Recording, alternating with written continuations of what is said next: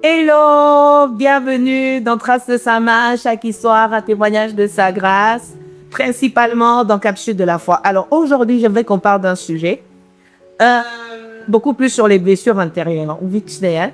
En fait, souvent on a l'habitude de condamner David en disant que lorsque Amnon a violé Tamar, Amnon qui était le fils aîné de David, Tamar qui était fille de David, la Bible dit que Amnon était tombé amoureux, il brûlait dans le désir d'amour envers sa demi-sœur jusqu'à il a abusé d'elle. Et lorsque ça s'est produit, David devait réagir comme un père normal, c'est-à-dire punir Amnon pour son acte. Mais malheureusement, c'est pas comme ça que ça s'était passé. Et le frère de Tamar, Absalom, qui était aussi le frère d'Amnon, voyant que son père n'avait pas réagi, ça avait créé en lui une grande blessure. Voilà pourquoi 2 ans après, si je ne m'en abuse, il s'était vengé envers son frère. Nous avons tous l'habitude souvent de condamner, de dire que David en tant que père, il n'avait pas réagi. Mais attendez, comment voulez-vous que David réagisse en fait? Parce que déjà la Bible dit que lui-même David, lorsqu'il était fils, son père l'envoyait paître les brebis alors qu'il était vraiment mineur. Il était dans un âge où il ne pouvait pas faire ce genre d'activité seul, dans une brousse. Il pouvait rencontrer, d'ailleurs, il ne pouvait pas parce que la Bible dit qu'il combattait avec les lions, il combattait avec des ours.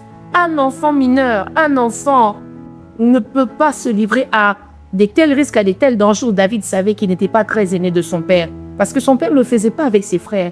Il ne faisait ça qu'avec lui. Il savait qu'il n'était pas très considéré. Et je pense que David aussi grandissait avec des blessures intérieures et la brousse, les brebis et consorts étaient pour lui une zone de paix et de réconfort. Les chansons qu'il composait, la harpe qu'il jouait, c'était un moment pour lui de s'évader de la réalité. Voilà pourquoi quand son fils Amnon a eu à faire cet acte envers sa fille Tamar, je n'encourage pas cela. Je n'encourage pas la réaction de David, qui d'ailleurs n'avait pas réagi comme il le fallait. La Bible dit qu'il s'était seulement énervé, mais il n'avait pas réagi comme on l'aurait souhaité, comme je suppose, Tamar aurait souhaité que son père réagisse. Mais comme je dis, on oublie souvent que David lui-même, étant père, étant plus jeune, a grandi avec des blessures intérieures. Vous savez, des fois, lorsqu'on est blessé, on ne sait pas donner de meilleur de soi. Lorsqu'on est blessé et qu'on rencontre une autre personne qui a peut-être vécu différemment la même blessure que nous, ou même qui a vécu une blessure différente, souvent notre approche envers cette personne n'est pas des plus belles, n'est pas fait peut-être comme la personne à Colinda, peut-être que mon tout à l'approche naïe. Voilà pourquoi vous allez constater que David, je pense que les enfants de David attendaient vraiment une réaction très différente, mais malheureusement, ils n'ont pas eu gain de pause, tout simplement parce qu'ils avaient oublié que David, leur père, n'avait pas non plus une vie très facile. On ne donne que ce qu'on a reçu, et malheureusement, je pense qu'il n'avait peut-être pas surpassé ou surmonté cette zone sombre de sa vie. Voilà pourquoi quand c'est arrivé à ses enfants, lorsque le trouble est entré dans la maison, dans son foyer, il n'a pas su faire mieux, parce que lui-même déjà, étant père, étant plus jeune comme j'ai dit, n'avait pas vécu une enfance assez normale. Il avait grandi avec des blessures intérieures venant de la part de son propre père qui l'exposait au danger constamment. Alors je demanderais en tant qu'enfant de Dieu que nous puissions être beaucoup plus cléments avec les personnes qui traversent des situations difficiles. D'être plus cléments avec des personnes qui ont des blessures intérieures. Ne soyons pas souvent trop durs avec ce genre de personnes. Tous à la mine, il a des relobaté que vraiment vous la tu prends trop les choses à cœur, vous avez la réaction, pourquoi vous avez tu es une mauvaise personne, pourquoi pourquoi souvent nous condamnons ces personnes sans les approcher et savoir qu'est-ce qui s'est réellement passé. Je pense que si David avait la chance de rencontrer quelqu'un chez qui il pouvait tout dire, tout déverser, je pense que peut-être qu'avec sa fille Tamar, lorsque cette situation est arrivée, il aurait peut-être agi différemment. Mais malheureusement, la Bible dit qu'il s'était juste fâché. Ça s'est limité là. Il n'a pas fait au-delà de ce qu'un père devait faire dans ce genre de circonstances. Tout simplement parce que lui-même, en étant enfant, je pense qu'il avait suffisamment emmagasiné des blessures intérieures. Alors j'aimerais te prier, quoi qu'il me dise, libère pas des blessures. Ça risque de t'empêcher d'agir plus tard lorsqu'il y aura un problème qui va peut-être, je ne le souhaite pas, un problème qui va arriver, par exemple, je sais pas, à l'un de tes enfants, à l'un de tes proches, avec tes amis, tu ne sauras peut-être pas bien réagir tout simplement parce que au lieu de te libérer des vaisseaux intérieurs, tu n'as pas eu cette opportunité, tu n'as pas voulu guérir. Et lorsqu'on ne veut pas guérir, on reste malade. Et lorsqu'on reste malade, on pénalise les autres.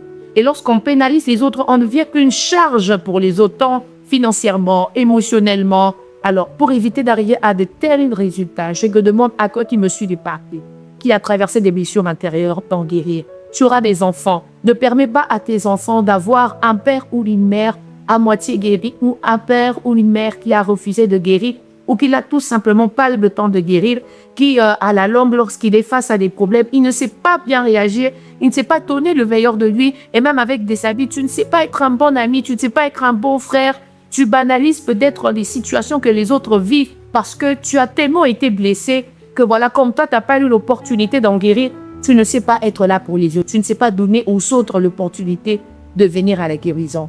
Je t'en supplie, guéris, choisis de guérir, choisis d'être restauré. Et je connais quelqu'un qui peut te restaurer. Cette personne s'appelle Jésus.